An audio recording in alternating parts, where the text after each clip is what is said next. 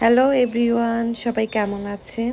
আজকে আমি আপনাদের সাথে শেয়ার করব একটি মজাদার হেলদি টেস্টি নাস্তার রেসিপি, যেটা আপনারা সকালের নাস্তায় খেতে পারবেন, বাচ্চাদের টিফিনে দিতে পারবেন এবং এটা বানানো খুবই সহজ। প্রথমে আমি ম্যারিনেট করা চিকেন তেলের ভিতর দিয়ে দিয়েছি, তারপর রসুনের গুঁড়া, সয়া সস, টমেটো সস, তারপরে হচ্ছে চিলি ফ্লেক্স, সব কিছু যা যা লাগে আর কি সেগুলো দিয়ে দিয়েছি। তারপর দেখুন কি কালারফুল একটা প্লেটার, 3 রকমের ক্যাপসিকাম, লাল, হলুদ, সবুজ, তারপর কমলা কালারের গাজর এবং সবুজ কালারের ব্রোকলি দিয়ে আমি আমার প্লেটারটা সাজিয়েছি। তারপরে ফ্রাই করা চিকেনের ভিতরে আমি পেঁয়াজ, কাঁচামরিচ এবং কেটে রাখা সব সবজিগুলো আস্তে আস্তে দিয়ে দিচ্ছি।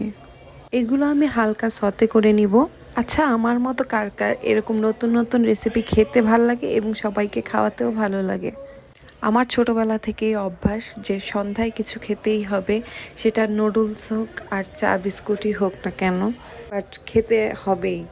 সন্ধ্যায় পড়তে বসা এবং মার কিছু না কিছু নাস্তা বানিয়ে দেওয়া, এগুলো আসলে এখন খুবই মিস করি। কথা বলতে বলতে আমার সব সবজি দেওয়া শেষ এবং এতে আমি এখন ম্যাজিক মশলা দিয়ে দিচ্ছি। এটা ম্যাগির ম্যাজিক মশলা, এটা স্বাদ বহুগুণে বাড়িয়ে দেয় খাবারের, আপনারা ট্রাই করতে পারেন। তো এরপরে আমি ব্রেডের উপরে টমেটো সস স্প্রেড করে নিচ্ছি। এটা দেখতে কি যে স্যাটিসফাইং লাগে, তাই না? এরপর 1 চামচ মেয়োনিজ নিয়ে নিচ্ছি। এখানে আমি MJS এর মেয়োনিজটা ইউজ করছি। এই স্যান্ডউইচটা বানিয়ে আমি আসলে অনেক প্রশংসা পেয়েছি। আপনারা যদি অনেক অনেক প্রশংসা পেতে চান, অবশ্যই এই নাস্তাটা ট্রাই করতে পারেন।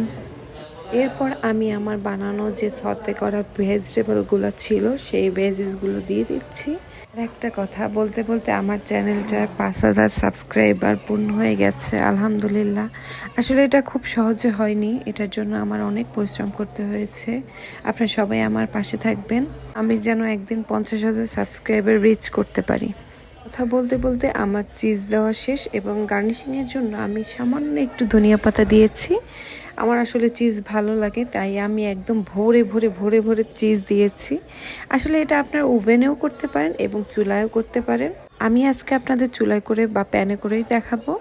শীতকালে গরম গরম এরকম একটা স্যান্ডউইচ হলে আসলে আর কিছুই লাগে না। তারপরে আমি একটা চুলায় প্যান বসিয়ে দিয়েছি এবং হালকা বাটার স্প্রেড করে দিয়েছি। তারপরে আমি আস্তে আস্তে সবগুলো পাউরুটি দিয়ে দিয়েছি হালকা সেঁকে নেওয়ার জন্য। এতে করে পাউরুটিটাও একটু ক্রাঞ্চি হবে এবং চিজটাও গলে যাবে। এবার গরম গরম নামিয়ে কেটে পরিবেশন করলেই শেষ।